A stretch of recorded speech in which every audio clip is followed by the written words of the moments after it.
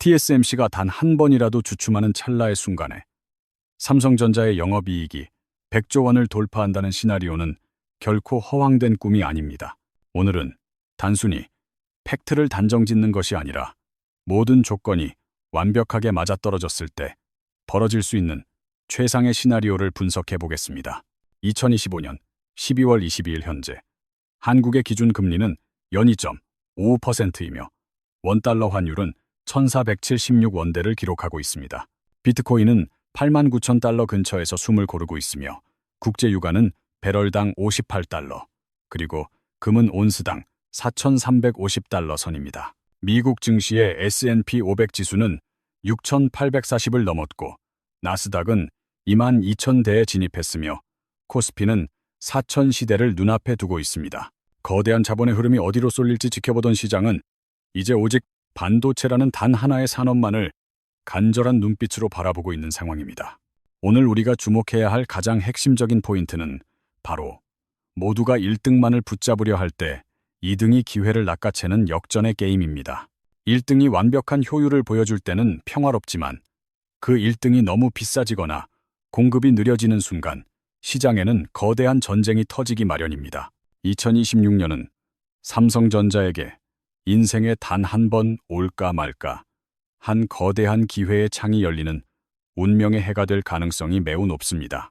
닌텐도 스위치 2 물량 확보와 테슬라 수주, 그리고 메모리 가격의 폭등과 파운드리 가동률 반등이라는 4개의 스위치가 동시에 켜집니다. 반도체 산업의 생태계에는 1등이 독주하며 시장을 장악할 때 나머지 기업들이 침묵하며 숨죽여 기다린다는 보이지 않는 법칙이 존재하고 있습니다. 대만의 TSMC는 전 세계 파운드리 시장 점유율의 60% 이상을 차지하며 애플과 엔비디아를 고객사로 둔 절대적인 강자입니다. 연간 매출액만 800억 달러를 상회하며 우리 돈으로 100조 원이 넘는 수익을 거두는 이 회사가 전 세계 칩 공급의 절반을 책임집니다. 그런데 만약 이 절대 강자인 TSMC가 2026년에 3나노와 2나노 같은 최첨단 공정의 가격을 대폭 인상한다면 어떨까요? TSMC가 가격을 올리려는 이유는 명확한데 미국 애리조나 공장 건설에만 50조 원이 넘는 천문학적인 자금이 투입되었기 때문입니다. 일본과 유럽에 짓고 있는 공장들까지 합치면 전 세계적으로 수백조 원의 비용이 발생하며 이 부담은 고스란히 고객사들의 몫이 됩니다. 칩 생산 비용이 단 10%만 상승해도 수천만 개의 제품을 만드는 엔비디아나 애플 입장에서는 수조 원의 추가 지출이 발생하게 됩니다. 독점적인 구조 아래에서 가격 압박이 심해지면 고객사들은 오직 1등에게만 모든 물량을 맡기는 것이 효율이 아닌 리스크라고 판단하기 시작합니다. 바로 이때 업계에서 세컨소스라고 부르는 보험 물량의 개념이 등장하며 이는 1등의 독주를 견제하기 위한 전략적 선택이 됩니다. 32살의 직장인 김 대리가 중요한 부품을 발주하는 상황을 예로 들어보면 이 시장의 심리를 아주 쉽게 이해할 수 있습니다. 김 대리는 연간 100억 원어치의 부품을 발주하는 팀에서 근무하며 지금까지는 품질이 우수한 A 업체에만 모든 물량을 맡겨왔습니다. A 업체는 품질도 좋고 납기도 정확했기에 김 대리의 상사도 만족했고 덕분에 김 대리는 회사에서 능력 있는 사원으로 인정받아 승진까지 했습니다. 그런데 어느 날 갑자기 A 업체가 원자재 가격 상승을 이유로 공급가를 20% 인상하겠다고 통보하면서 상황은 급격하게 변하기 시작합니다. 100억 원이던 발주 금액이 순식간에 120억 원으로 불어나게 되자 김 대리는 예산을 맞추기 위해 심각한 고민에 빠질 수밖에 없습니다. 계속해서 비싸진 A 업체만을 고집할 것인가? 아니면 조금 부족하더라도 가격 경쟁력이 있는 B 업체를 대안으로 선택할 것인가의 기로에 섭니다. 결국 김 대리는 리스크 관리 차원에서 전체 물량의 70%만 A 업체에 주고 나머지 30%는 B 업체에 배정하기로 결정을 내립니다. B 업체는 품질이 A만큼은 아니었지만 가격이 저렴하고 무엇보다 납기 대응 능력이 좋다는 것을 확인하고 테스트 발주를 진행하게 됩니다. 실제 결과물을 받아보니 생각보다 완성도가 높았고 김 대리는 전체 물량의 30%를 B 업체에 넘기며 성공적으로 공급망을 다변화했습니다. 이것이 바로 반도체 시장에서도 똑같이 적용되는 보험 물량의 원리이며 TSMC가 비싸지면 고객사들은 삼성 파운드리를 다시 보게 됩니다. 애플이 갑자기 TSMC를 완전히 버리는 것은 아니지만 전체 생산량의 10에서 20% 정도를 삼성에 맡기는 전략적 변화가 시작됩니다. 삼성전자 입장에서는 이렇게 유입되는 물량 덕분에 공장 가동률이 올라가게 되며 이는 곧 고정비 감소와 수익성 개선으로 직결되는 현상입니다. 파운드리 사업은 전형적인 가동률 게임으로 공장이 50% 돌아갈 때와 70% 돌아갈 때의 이익 차이는 5배 이상 벌어질 수 있습니다. 삼성 파운드리가 2017년까지 흑자 전환을 목표로 한다는 보도가 반복되는 이유도 바로 이 보험 물량 확보에 대한 강력한 자신감 때문입니다. 현재는 적자 상태일지라도 시장 점유율이 20% 선만 안정적으로 돌파하게 된다면 전체적인 비즈니스 구조 자체가 흑자 모델로 완전히 바뀝니다. 게다가 현재 절대 강자인 TSMC는 완벽하지 않은데 최근 이 나노 공정에서 수율 문제가 발생했다는 소식이 업계에 퍼지고 있습니다. 공급 차질이 생길지 모른다는 불안감이 확산되면 고객사들은 비상 상황을 대비해 미리 삼성이라는 대안을 준비해 두려는 움직임을 보일 수밖에 없습니다. 삼성이 갑자기 모든 기술에서 천재가 되는 것이 아니라 시장의 판도가 그렇게 움직일 때 실적이라는 숫자가 비약적으로 튀어오르는 것입니다. 1등이 흔들리는 그 찰나의 순간에 2등인 삼성이 시장의 모든 이익을 흡수하며 거대한 돈을 벌어들이는 전형적인 역전 구조가 형성됩니다. 삼성의 미래를 결정지을 물량에는 크게 3가지 조각이 있는데 바로 닌텐도 스위치2와 삼성 자체 칩, 그리고 테슬라의 수주 물량입니다. 먼저 전 세계 게이머들이 손꼽아 기다리는 닌텐도 스위치2에 대한 이야기부터 하나씩 자세하게 뜯어보며 분석해 보도록 하겠습니다. 닌텐도 스위치는 전 세계적으로 1억 4천만 대 이상 팔린 역대급 흥행기기이며 그 후속작인 스위치2 역시 최소 5천만 대 이상의 판매가 예상됩니다. 이 거대한 프로젝트의 핵심, 두뇌 역할을 하는 메인 칩이 삼성전자의 8나노 공정에서 전량 생산될 것이라는 구체적인 보도가 잇따르고 있습니다. 8나노 공정은 비록 최첨단 나노 공정은 아니지만 게임기가 요구하는 전력 효율과 생산 단가, 그리고 안정성을 모두 충족하는 최적의 선택지입니다. 여기서 중요한 것은 단순한 기술력이 아니라 바로 가동률인데 파운드리 공장은 칩을 찍어내지 않고 가만히 서 있기만 해도 하루에 수십억 원이 지출됩니다. 삼성 평택 공장의 경우 하루 운영비만 100억 원을 상회하며 이는 인건비와 전기세, 그리고 막대한 설비, 감가상각비가 매일같이 발생하기 때문입니다. 하지만 스위치2처럼 수천만 대가 팔리는 제품의 물량이 들어와 공장이 풀가동되기 시작하면 제품당 배정되는 고정 원가가 드라마틱하게 낮아집니다. 하루 100억 원의 운영비가 드는 공장에서 칩 100만 개를 만들면 개당 원가는 1만 원이지만 200만 개를 만들면 개당 5천 원으로 뚝 떨어집니다. 이처럼 스위치2의 거대한 물량은 삼성의 8나노 생산 라인을 빈틈없이 채워주며 파운드리 사업부의 손익분기점을 넘기는 강력한 추진력이 됩니다. 가동률이 단 10%만 상승해도 전체 영업이익의 그래프 각도가 바뀌게 되며 이것이 바로 삼성전자가 물량 확보에 목을 매는 결정적 이유입니다. 두 번째 조각은 바로 삼성전자의 자체 칩 전략인데 갤럭시 스마트폰에 들어가는 엑시노스 프로세서의 탑재 비중을 다시 높이는 시나리오입니다. 현재 삼성은 퀄컴의 칩을 주로 사용하고 있지만 자체 제작 칩인 엑시노스의 비중을 늘리면 외부로 유출되던 막대한 비용을 내부로 흡수할 수 있습니다.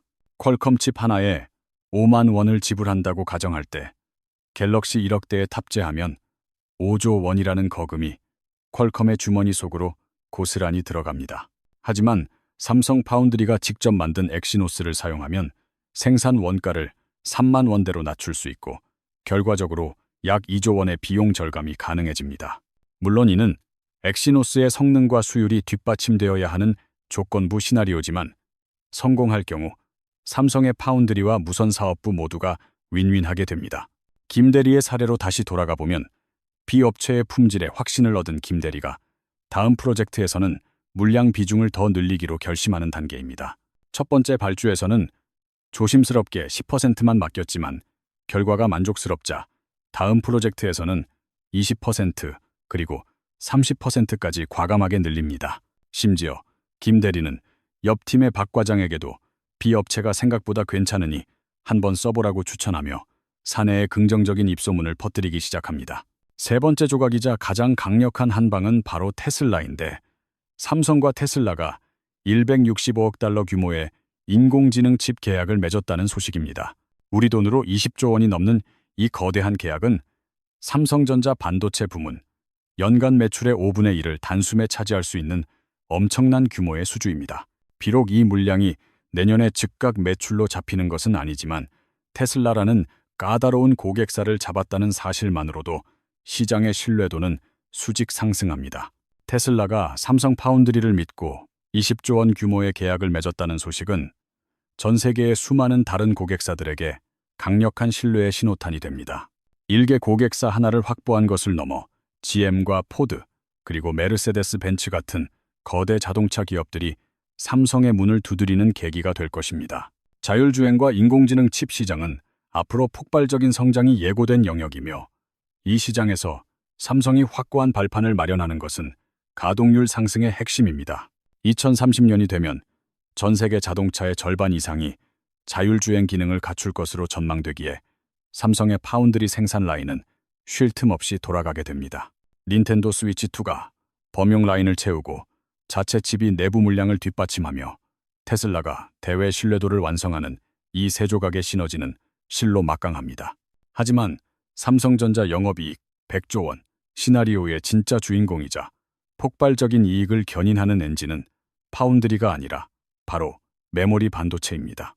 파운드리가 가동률을 높여 적자를 줄이는 게임이라면, 메모리는 가격 인상을 통해 이익을 무한대로 확장시키는 전형적인 레버리지 게임이기 때문입니다. 메모리 반도체는 가격이 오를 때 이익이 단순히 산술적으로 늘어나는 것이 아니라 고정비 구조 덕분에 마치 폭탄처럼 기하급수적으로 터져 나옵니다. 예를 들어 디램칩 하나를 만드는 원가가 8,000원일 때 시장 가격이 10,000원이면 2,000원의 이익이 남지만, 가격이 12,000원이 되면 이익은 2배가 됩니다. 판매 가격은 고작 20% 상승했을 뿐이지만 실제 기업이 손에 쥐는 이익은 100%가 증가하는 이 마법 같은 현상이 메모리의 본질입니다. 2026년 1분기에도 메모리 가격의 상승 압력이 지속될 것이라는 전망이 지배적인데, 이는 시장의 수급 조절이 매우 성공적으로 이루어지고 있기 때문입니다. 낸드 플래시의 경우 가격이 두 자릿수 이상 급등할 가능성도 제기되고 있으며, 이는 공급사들이 과거의 출혈 경쟁에서 벗어나 학습 효과를 얻은 결과입니다. 과거에는 점유율을 높이려다 다 같이 적자를 보는 치킨 게임을 벌였지만, 이제는 공급을 철저히 조절하며 수익성을 방어하는 전략을 취하고 있습니다. 반면 수요는 인공지능 열풍으로 인해 끝없이 늘어나고 있는데, 챗GPT 같은 인공지능을 구동하는 데이터 센터는 메모리를 먹어 치우는 괴물과 같습니다. 구글 검색 한 번에 필요한 메모리 양을 1이라고 한다면, 인공지능 대화 한 번에는 그 10배에 달하는 막대한 양의 메모리 자원이 투입되어야 합니다. 만약 디램과 낸드의 가격이 동시에 10%씩만 오른다면 삼성전자의 연간 영업이익은 단숨에 수조 원 단위로 뛰어오르는 놀라운 광경을 보게 됩니다. 삼성의 메모리 부문 매출이 연간 70조 원 규모임을 감안할 때 가격 상승분은 고정비를 제외하고 대부분 순이익으로 전환되는 강력한 힘을 가집니다. 하지만 이 시나리오의 진정한 끝판왕은 바로 HBM이라고 불리는 고대 역폭 메모리이며, 이는 현재 인공지능 칩의 필수적인 구성 요소입니다. 현재는 SK하이닉스가 시장의 주도권을 쥐고 있지만, 삼성전자는 메모리와 로직 칩, 그리고 패키징을 모두 수행할 수 있는 유일한 통합 기업입니다. SK하이닉스가 특정 영역에서 앞서 나갈 때 삼성은 파운드리와 메모리의 결합이라는 강력한 무기로 HBM4 시장에서 역전을 노리고 있습니다. 일반 디램의 마진이 30% 내외라면 HBM의 마진은 70%를 상회하기에 같은 매출이라도 이익의 질이 완전히 차원이 다릅니다. 현재 시장은 선두주자가 독식하는 구조처럼 보이지만, 인공지능 시장 전체가 5배 이상 커지는 상황에서는 2등의 점유율도 엄청난 숫자가 됩니다. 2030년 1천억 달러 규모로 성장할 HBM 시장에서 삼성이 30%만 가져와도 연간 40조 원이라는 천문학적인 매출이 발생합니다. 그중 절반이 이익으로 남는다고 가정하면 HBM 단일 품목에서만 20조 원의 영업이익을 거두는 마법 같은 일이 현실이 될 수 있습니다. 물론 메모리는 가격이 오를 때 천국이지만 꺾일 때는 지옥이 되는 양날의 칼과 같아서 빅테크의 투자 속도에 민감하게 반응해야 할 리스크도 존재합니다. 만약 빅테크 기업들이 인공지능 투자를 급격히 줄인다면 재고가 쌓이고 가격이 폭락하는 급냉 리스크가 닥치겠지만 현재의 수요는 여전히 견고합니다. 최상 시나리오가 현실화되는 2026년에는 공급 조절과 수요 폭발이 맞물리며 D램과 낸드 그리고 HBM이 동시에 정점을 찍을 것입니다. 이제 삼성전자의 영업이익 100조 원고지를 향한 마지막 퍼즐 조각들을 다시 한번 정밀하게 정리하며 전체적인 그림을 완성해 보도록 하겠습니다. 첫 번째 스위치인 메모리 가격 상승은 이미 가동되기 시작했으며 트렌드 포스의 전망대로 공급자 우위의 시장이 내년 내내 이어질 가능성이 높습니다. 두 번째 스위치인 HBM 고마진 확대는 삼성의 통합 솔루션 능력이 검증받으며 수익 구조를 한 단계 더 높은 수준으로 격상시킬 것입니다. 세 번째 스위치인 파운드리 적자 급감은 닌텐도와 테슬라 그리고 자체 물량이 공장을 가득 채우며 고정비의 저주를 수익의 축복으로 바꿀 것입니다. 특히 TSMC가 가격을 올리고 생산 일정이 지연되는 변수가 발생한다면 글로벌 고객사들은 울며 겨자 먹기가 아닌 전략적으로 삼성을 택합니다. 시장은 실적이라는 결과가 나오기 전에 기대라는 이름의 엔진으로 먼저 움직이기 때문에 수주 소식 하나에도 밸류에이션은 요동치기 마련입니다. 주가는 언제나 미래의 가치를 반영하며 2026년에 압도적인 실적이 가시화되는 순간 주식시장의 돈은 삼성전자로 무섭게 쏠릴 것입니다. 여기서 우리는 세 가지 시나리오를 냉철하게 검토해야 하는데 가장 먼저 빅테크 투자가 멈추는 최악의 시나리오를 상상해 볼 필요가 있습니다. 인공지능 열풍이 한순간에 식어버리고 메모리 재고가 쌓인다면 영업이익 50조 원도 달성하기 힘든 고통스러운 침체기가 올 수도 있습니다. 중간 시나리오에서는 메모리 가격이 완만하게 상승하고 파운드리 적자가 서서히 줄어들며 약 70조 원에서 80조 원 규모의 이익을 기록할 것입니다. 마지막으로 우리가 기대하는 최상 시나리오에서는 모든 지표가 우상향하며 마침내 영업이익 100조 원이라는 대기록의 전광판이 켜지게 됩니다. 우리의 주인공 김대리는 2025년 12월에 이 영상을 보고 반도체 사이클의 변화를 직감하여 자신의 포트폴리오를 과감하게 재편했습니다. 김대리는 매달 받는 월급의 30%를 꾸준히 투자했고 그중 절반을 삼성전자의 미래에 걸며 다가올 2026년을 조용히 준비했습니다. 2026년 말 삼성전자의 실제 영업이익은 85조 원을 기록하며 비록 100조 원에는 미치지 못했지만 전년 대비 30%라는 경이로운 성장을 달성합니다. 그 결과 삼성전자의 주가 또한 20% 이상 급등했고 김대리는 연봉의 6개월치에 달하는 엄청난 수익을 거두며 행복한 미소를 짓습니다. 하지만 반대로 이 영상을 믿지 않고 망설였던 박 과장은 모든 기회를 놓친 채 여전히 투자 타이밍만을 저울질하며 뒤늦은 후회를 하고 있습니다. 정보의 가치를 알아보고 용기 있게 행동한 김대리와 달리 박 과장은 머뭇거리다 소중한 시간과 기회를 통째로 날려버린 셈입니다. 2026년 6월 6개월 전을 돌아보며 그때 왜 움직이지 못했을까 하는 아쉬움과 후회가 밀려오는 당신의 모습을 상상해 보십시오. TSMC의 가격, 인상 소식과 메모리 가격의 상승, 그리고 파운드리 가동률, 반등 뉴스는 계속해서 흘러나왔지만 당신은 망설였습니다. 설마 그렇게 되겠어 하는 안일한 생각에 휩싸여 주저하는 사이 삼성전자 주가는 이미 6개월 전보다 15%나 올라 있었습니다. 바로 지금 2025년 12월 22일 이 순간이 당신에게 남은 마지막 기회라는 사실을 명심하고 과감한 결단을 내릴 때입니다. 6개월 뒤에는 이미 주가가 당신을 기다려주지 않을 것이며 그때 가서 후회해도 아무런 소용이 없다는 것을 기억해야 합니다. 망설이지 말고 행동하십시오. 오늘 우리의 경제학은 여기까지입니다. 다음 시간에는 더 날카로운 이야기로 찾아뵙겠습니다.